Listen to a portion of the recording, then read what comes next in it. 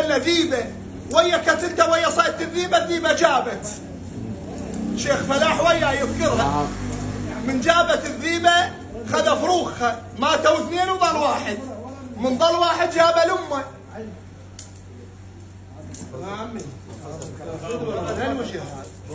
ايه خذاله قالها يمه هذا قالت له يمه منين رضع انا عندي بس هاي الشاة قالها على الشاة قامت ترضع الذيب بالشاة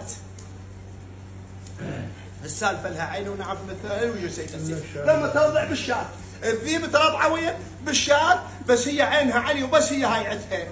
كبر الذيب كبر من كبر ساعة تلقاه يفك الصوف مالها وش بش السيد نسولف يفك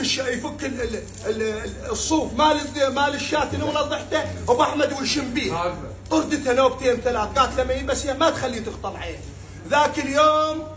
خذتها النومه العجوز اجت لقت الذيب شاق بطن الشاة بترضع منه وفاتحها فتح وقاعد ياكل بشلاويها فقالت العجوز بقرت شويهتي وكنت لها ابن ربيب غديت من درها فما أدراك إن أباك ذيب فإن كانت طباع ذئب فلا الأدب يفيد ولا الأديب سيد مرتوب يسمعنا أنا وشيخ فلاح قال شاتو ترضع ذيب وابدأ من ابنها شاتو ترضع ذيب وابدأ من ابنها وجازاها بالتقطيع من شحن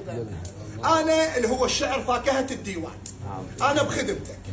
أنا اليوم كشعباوي جاي عليك وجاي على مضيف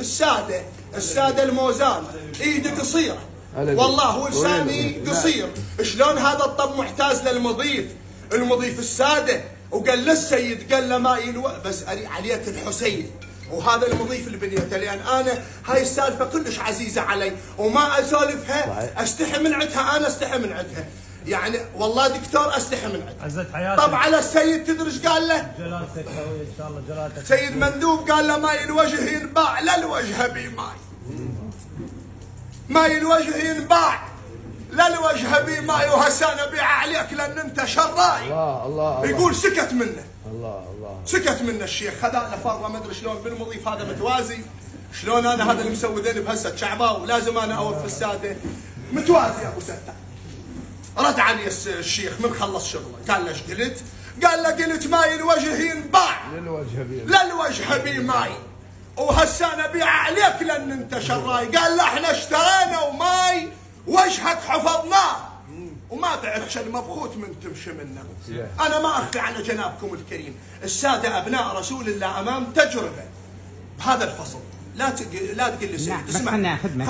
خلينا خلص اخذنا على قد عقلك لا انا وشرف محمد اذا تقول لي رادع عمر الشيطان ما الى رادع وهذول الساده كلهم وياه حولنا بقتولات وفصلنا